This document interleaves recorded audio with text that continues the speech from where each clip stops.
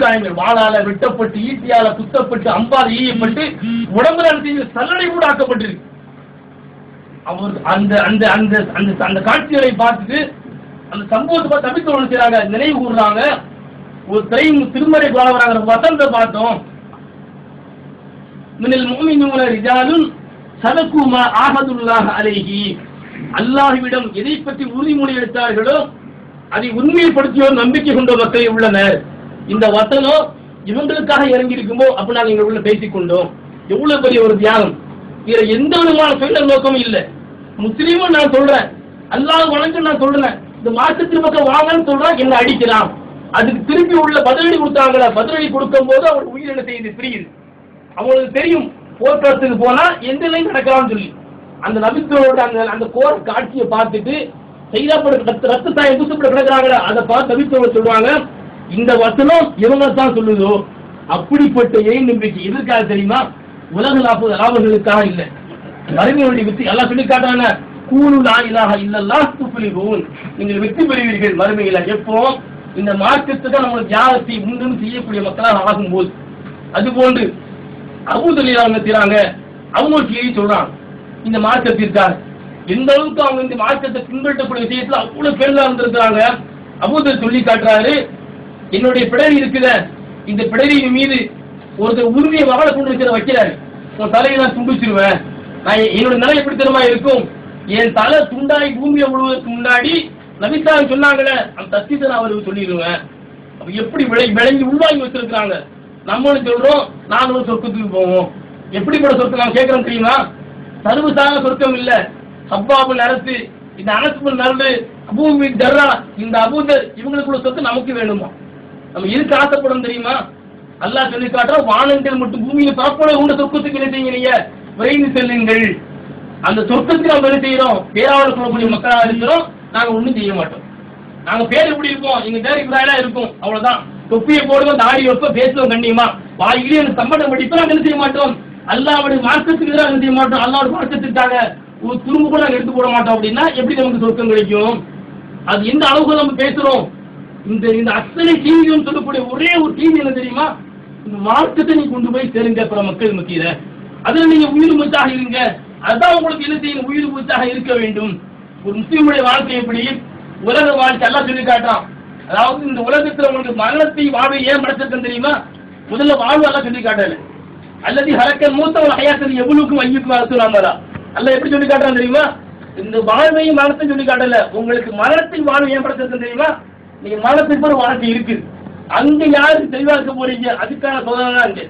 அந்த வாழ்க்கைக்கு தான் இந்த உலக வாழ்க்கை ஒரு ஒரு தொடக்கம் தான் நமக்கு. இந்த செத்தா தான் அங்கே நம்ம நம்மளுடைய உண்மை தெரியும். அப்ப அந்த வாழ்க்கையை நீங்க எடுத்துருங்க தயாரப்படுத்தணும். அப்படின்னா இந்த மார்க்கத்தை ஒரு மக்களுக்கு கொண்டு போய் சேர்க்கக்கூடிய மக்களா இருக்கணும். நம்ம எப்படி இருக்கோம்? சுயநல பிரிவுகளாக இருக்கிறோம், சுயநலவாதியா இருக்கிறோம். அது உலக வாழ்க்கை எடுத்துட்டு போயிடலாம். மறுமையை நம்ம மறுமையுடைய வாழ்க்கையை நம்ம அப்படி இருந்தோம் அப்படின்னா நம்ம கை செய்யப்பட்ட மக்களாக இருக்கும். எந்த அளவுக்கு முக்கியத்துவம் வாய்ந்த விஷயம் தெரியுமா? யாக்கூப் நபியுடைய அந்த மரண தருவாய் அல்லாஹ் சொல்லி காட்டும். யாக்கூப் நபி மரணமாக போறாங்களே, அந்த சக்கராத்து காலம் இருந்தாங்களே, அல்லாஹ் சொல்லி காட்டான், இது யாக்கூபல் மவுத், மவுத் யாக்கூபுக்கு மவுத் நெருங்கிட்ட, மரணம் நெருங்கிட்ட. அப்ப யாரு நல்ல கேள்வி கேட்கிறான், யாரு சாட்சியா இருந்தா? நான் இருந்த சாட்சியாக. அவர் தன்னுடைய மக்கள்கிட்ட கேட்டார், இது காலி பனிஹி, தன்னுடைய மக்கள்கிட்ட கேட்கிறாங்க, நான் இறந்து போய் போறேன், கடைசி தருவாயில் இருக்கிறேன், என்னுடைய வபாத்துக்கு மரணத்துக்கு பிறகு நீங்க யாரப்பா கடவுளா வழங்குவீங்க? எவ்வளவு முக்கியமான விஷயம். நம்ம என்ன சொல்லுவோம்? எனக்கு அங்க அவரு ப்ராப்பர்ட்டி இருக்கு, இங்க ரெண்டு வீடு இருக்குது, அவன்கிட்ட கடன் வாங்கியிருக்கிறேன், திரும்ப கடன் கொடுத்து நம்ம என்ன செய்வோம்? அப்படி நம்மளுடைய பிள்ளைங்க வசீத்து பண்ணுவோம். யாக்கூப் நபி சொல்றாங்க, நான் இறந்து போயப்போ நீங்க யார கடவுளா நீங்க வணங்குவீங்க? அப்ப உண்மையிலே இந்த அழைப்பு பணிங்கிற எவ்வளவு உயிர் வச்சாரா பண்ணி இறந்து போறாங்க. தன்னுடைய மக்களை சொல்றாங்க, நான் இறந்ததுக்கு பிறகு நீ தடுமாறி போயிடாதீங்க, கள்ள மனம் நீங்க வணங்கிறாதீங்க, உங்க மனவச்சு நீங்க பின்பற்றாதீங்க, யார வணங்குவீங்க? அவங்க வாயிலிருந்து என்ன செய்யறாங்க? கேள்வி பதில் வர வைக்கிறாங்க. அந்த மக்கள் பதில் சொல்றாங்க, நீங்க வணங்குனீங்கள அந்த ஏக இறைவனை, இலாக ஆபாயிக்க இப்ராஹிம இஸ்மாயில இஸ்லாக்க, உங்களுடைய முன்னோர்கள் இருக்காங்கள இப்ராஹிம் இஸ்மாயில் இஸ்லாக்கு, அவங்க எந்த ஓடிவை வணங்குறாங்களோ நாங்க அவங்களுக்கு செய்வோம், அப்படியே வணங்குவோம்.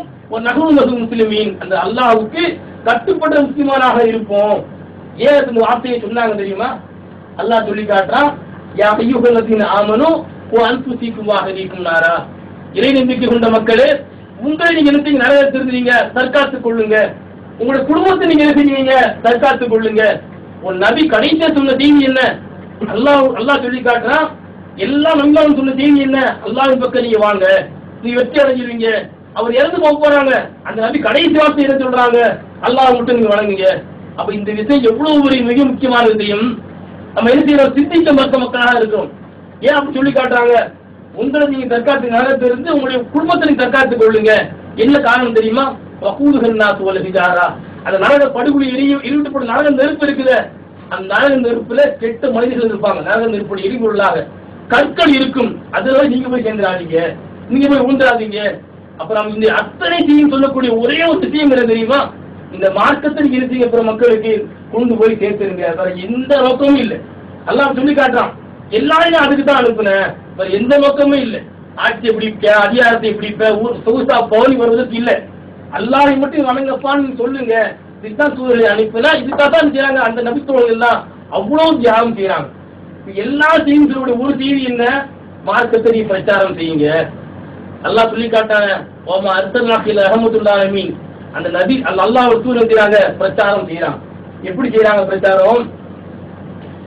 தன்னோட வாழ்ந்தாங்களே அந்த அத்தனை கவுமுறை இருக்கிறாங்க, கோத்திரத்தை அழைக்கிறாங்க. ஒவ்வொரு கோத்திரத்தை அழைக்கிறாங்க. ஹாசிமுடைய கோத்திரத்தாரே, அப்துல்லாவுடைய கோத்திரத்தாரே, லுவையின் கோத்திரத்தாரே, முர்ரா இப்னு காதின் கோத்திரத்தாரே, எல்லாரும் வாங்க, அல்லாஹ் நீங்க வணங்குங்க, அவரை மட்டும் நீங்க ஏற்றுக்கொள்ளுங்க. அல்லாஹ் உங்களுக்கு எந்த நன்மைக்கு செய்ய மாட்டேன், உங்களுக்கு பொறுப்பேற்க மாட்டேன். அந்த எல்லா கோத்திரத்திலையும் சொல்லிட்டு தன்னுடைய மகள் இருக்காங்க ஈரக்குறை பாத்திமா, அவங்க கூப்பிட்டு சொல்றாங்க, முஹம்மது பின் அப்துல்லாவுடைய மகனும் மகளான பாத்திமாவே, அல்லாஹ்வுடைய தூதருடைய மகள் பாத்திமாவே, இந்த உலக வாழ்க்கையில் அவங்களுக்கு என்ன வேணும் எங்களை வாங்கிட்டு போய் மரங்கள் என்ன செய்ய மாட்டேன், எதுக்கு நாம் பொறுப்பேற்க முடியாது. யார்கிட்ட எந்த ஈரக்குறைன்னு சொன்னாங்களோ அந்த பாத்தியமான சொல்றாங்க, நீ அல்லாஹை மட்டும் வணங்கி, அவன் மட்டும்தான் இறைவன், அவன் தான் தகுதியானவன். அவன் தன்னுடைய மகள்கிட்ட இருக்கிறாங்க. இந்த செய்தியை சொல்றான். இந்த செய்தியை சொல்ல ஆரம்பிச்சா எவ்வளவு அச்சுறுத்தல்கள். அந்த நமக்கெல்லாம் பல சம்பவங்களை கேள்விப்பட்டிருக்கிறோம். அப்ப இது எல்லாம் நம்ம என்ன செய்யறோம், கேட்கிறோம், போறோம் மக்களாக இருக்கிறோம். எந்த ஒரு தளத்தில் நம்ம என்ன செய்யல, ஏற்படுத்தவே இல்லை. அல்லாஹ் நம்ம எப்படி வச்சிருக்காங்க உலக வாழ்க்கையில. அந்த நபித்தோழர்களை போன்றா அவங்க மார்க்கத்தை சொன்னாங்க, அந்த கஷ்டம் மட்டும் இல்லை, பசி பட்டினி அவ்வளவு குடும்பம் அந்த மக்களுக்கு, சாப்பிடுவதற்கு வழி இருக்காது. அந்த பசியோட நீங்க மார்க்கத்தை சொன்னாங்கள, நம்ம சிந்திச்சு பார்த்திருப்போமா? நம்ம சொல்லுவோம் அடிக்கடி, ஒரு ஹதீஸ் அறிவிப்போம். ஹதீஸ் யார் அறிவிச்சா? அபூ ஹுரைரா அறிவிச்சாரு. அபூ ஹுரைரா அறிவிச்சா செய்வோம், சர்வசாரமா சொல்றாங்க. அந்த அபூ ஹுரைரா ஹதீஸ் அறிவிக்கப்பட்டவர் நமக்கு தெரியுமா? நாம எல்லாம் மனுஷங்களாக இருந்தா நம்ம கண்களை ரத்தம் வரணும். அபூ ஹுரைரா வாழ்க்கையை படிச்சோம் அப்படி நம்ம நினைக்க முடியாது. உண்மையில நம்ம இப்படி இருக்க மாட்டோம். நிச்சயமா மார்க்கத்தை கூட்டி சேர்க்காம இருக்கவே மாட்டோம். அபூ ஹுரைரா தன்னை சொல்லி காட்டுறாரு, கடுமையான பசி எனக்கு தாங்க முடியல, வயிறு ஒட்டி போய் நான் நினைக்கிறேன், பஸ்ஸினுடைய வாசல் நான் நிற்கிறேன், ஒரு வயதை பிடிச்சிருக்கும். என்னுடைய நோக்கம் என்ன அப்படின்னா, என்னுடைய பசிக்கு யாராவது சாப்பாடு தருவாங்க, அதுதான் என்னுடைய நோக்கம், வேற எந்த நோக்கமும் இல்லை. அவ்வளவு பசியோட நிறுத்திடுறாங்க, தன்னுடைய வயிறை பிடிச்சிட்டு நிறுத்திடுறாங்க.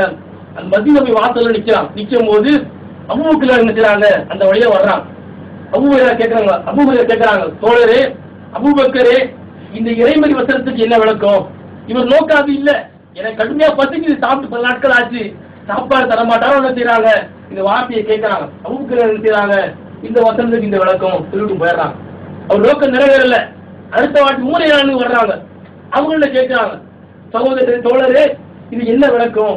அவங்களும் என்ன செய்யல, அந்த வசனத்துக்குள்ள விளக்கம் சொல்லிட்டு போயிடுறாங்க. பசி வாட்டி எடுக்குது.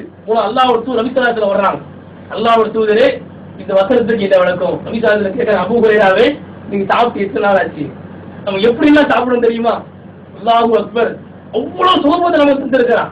காலையில் என்ன செய்யறோம், டிவி இல்லாம கடி இல்லாம குடி இல்லை, தஞ்சு கால் நாஸ்தா பண்றோம், மதியம் சாப்பிடுறோம், சாயந்தரம் டீ கறி குடிக்கிறோம், நைட்டு சாப்பிடுறோம். ஒரு நாளைக்கு 3 வேளை இல்லை, 4 வேளை 6 வேளை நம்ம சாப்பிடுறோங்க. அந்த நபித்தோட சொல்றாங்க, அவ்வளவு நான் பசியோட இருக்கிறேன். இருக்கும்போது அல்லாஹ் கேட்ட, நீங்க சாப்பிட்டு எத்தனை நாள் ஆச்சு? சாப்பிடலையா சொல்லலாம், 10 நாட்கள் ஆச்சு. வீட்டுக்கு அழைச்சிட்டு போறாங்க. அபூ ஹுரைரா அழைச்சாங்க, அல்லாஹ் அழைச்சிட்டு போறாங்க. நபித்தா தன்னுடைய மனைவி மாட்ட கேட்கிறாங்க, ஒரே ஒரு கிண்ணத்துல கொஞ்சம் பால் இருக்கு, அதை கொண்டு வந்து வச்சுக்கிறாங்க, கொடுக்கறது கொண்டு வராங்க. நபித்தா சொல்றாங்க, அபூ ஹுரைராவே அந்த திண்ணையில உட்கார்ந்து